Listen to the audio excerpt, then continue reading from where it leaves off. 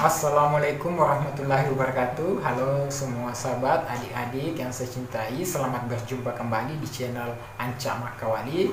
Baik, di video kali ini kami akan sharing terkait hukum acara perdata. Apa sih hukum acara perdata ini? Nah, sebelum kita masuk obrolan hukum acara perdata, jangan lupa untuk yang baru berkunjung di channel ini silahkan like, subscribe, komen, dan share agar channel ini makin berkembang dan bisa bermanfaat bagi orang yang banyak.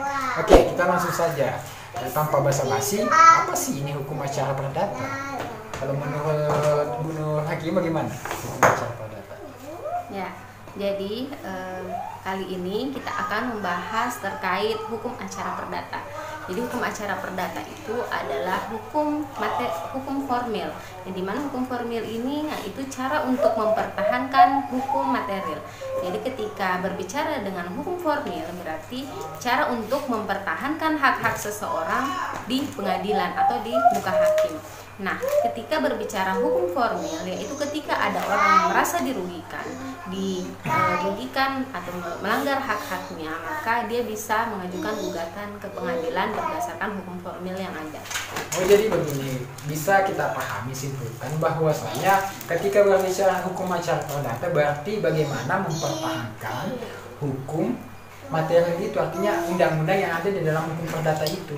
Ya, benar sekali. Jadi hukum formil ini kenapa dia mempertahankan hukum material, karena ketika dia berbicara hukum formil maka itu berlaku adanya penyelesaian gugatan di pengadilan. Nah, ketika berbicara hukum formil berarti dia mempertahankan hak-hak seseorang ketika hak seseorang itu dilanggar. Baik, jadi adik-adik mungkin bisa paham bahwa ketika berbicara dalam konteks hukum acara perdata berarti kata kunci dalam hukum acara perdata itu beracara, berarti pada praktik dalam pengadilan bagaimana mempertahankan hukum perdata hukum perdata ini dalam rumusannya dalam bentuk pasal-pasal dituangkan dalam bentuk apa? Hukum perdata formil.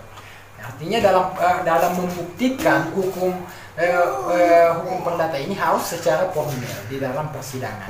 Baik, di dalam hukum acara perdata ini kan ada ya kita kenal yang namanya gugatan dengan permohonan. Nah, terkadang ada adik-adik yang bingung mempertanyakan apa sih ini gugatan, apa sih ini permohonan, apa yang menjadi perbedaan dari gugatan dengan permohonan. Ya. Jadi dalam hukum acara perdata ada dikenal dengan gugatan dan juga ada permohonan. Jadi gugatan ini adalah suatu yang diajukan oleh seseorang atau salah satu pihak yang dimana ada unsur sengketa di dalamnya. Jadi ketika ada unsur sengketa berarti di situ ada dua orang yang bertikai, ada dua orang antara pihak penggugat dan tergugat. Berbeda ketika permohonan. Kalau permohonan berarti hanya dilakukan oleh salah satu pihak yang biasa disebut dengan pemohon, di mana tidak ada unsur sengketa di dalamnya. Jadi itu adalah perbedaannya.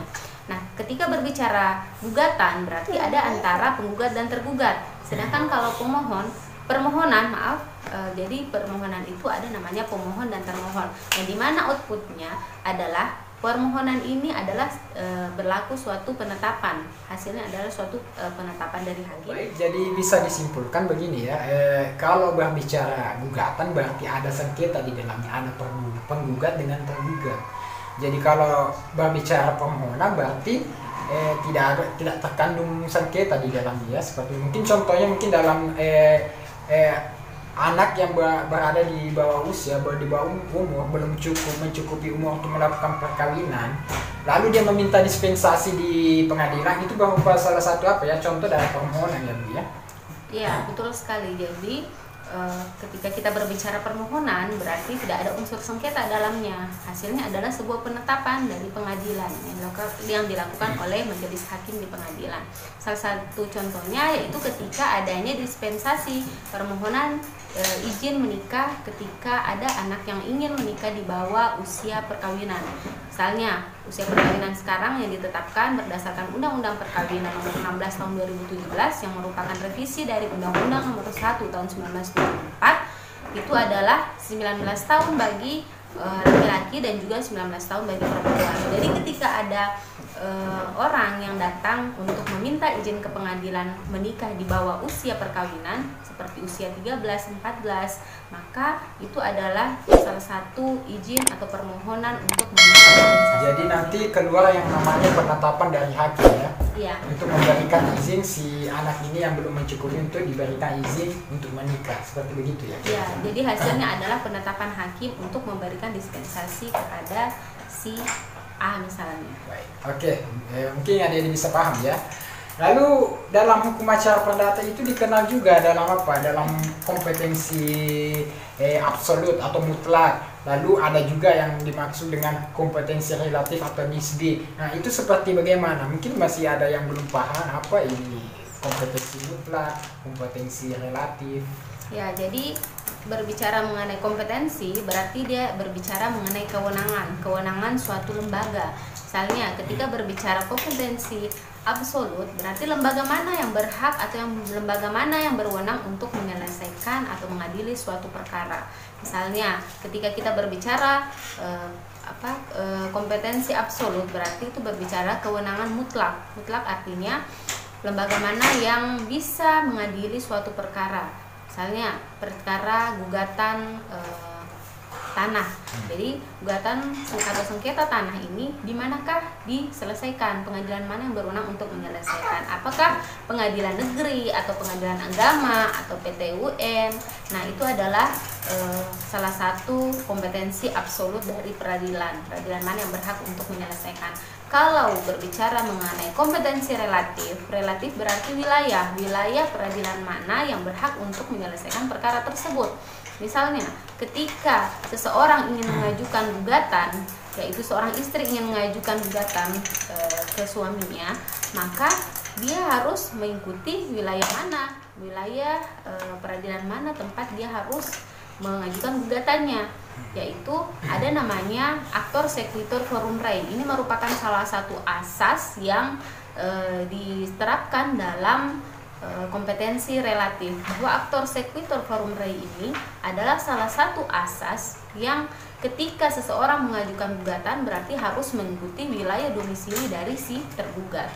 Seperti seorang istri yang ingin mengajukan ke suaminya. Nah, ini adalah pengecualian ketika adanya gugatan perceraian yang dilakukan oleh istri, maka tidak harus mengikuti wilayah domisili si tergugat atau suaminya, melainkan dia boleh melakukan gugatan di tempat atau domisili tempat tinggalnya.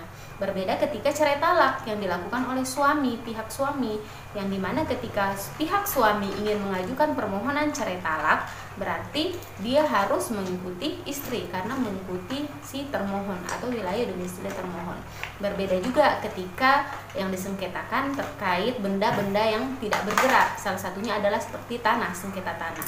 Jika sengketa tanah ini berlaku asas forum rei sitai. Jadi forum rei sitai ini bukan mengikuti tempat atau domisili di mana tergugat tinggal, melainkan di mana letak objek benda tidak bergerak tersebut berada. Misalnya ketika si penggugat itu atau tergugat itu sama-sama tinggal di Pontianak, tapi objek atau tanahnya ini berada di daerah Singkawang misalnya, ada di daerah lain, kabupaten lain, maka dia harus mengikuti di mana letak objek sengketa tersebut berada. Jadi seperti itu. Baik. Jadi bisa dipahami adik-adik, sobatku dimanapun berada, bahwasanya dalam kompetensi absolut dengan kompetensi relatif ini, ketika berbicara kompetensi absolut berarti dia membahas terkait badan peradilannya di mana. Ketika kita ada kasus tentu di mana harusnya kita pergi, ke pengadilan mana, apakah pengadilan negeri, pengadilan agama. Kalau kasus perceraian sebagai orang muslim tentu kemana, ke pengadilan agama kah atau ke pengadilan negeri? Nah, tentu kalau kita sebagai orang muslim tentu kita ke pengadilan agama, itu dalam kompetensi absolutnya.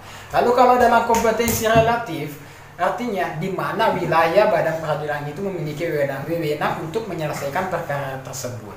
Jadi Mungkin untuk di video kali ini itu saja yang bisa kita sampaikan sharing terkait hukum acara perdata. Lebih dan kurangnya mohon dimaafkan ya adik-adik, dan jangan lupa untuk selalu mensupport channel ini dengan cara like, subscribe, komen di bawah komentar jika ada yang perlu ditambahkan atau jika ada yang mau dipertanyakan di video ini. Dan akhir kata, wassalamualaikum warahmatullahi wabarakatuh.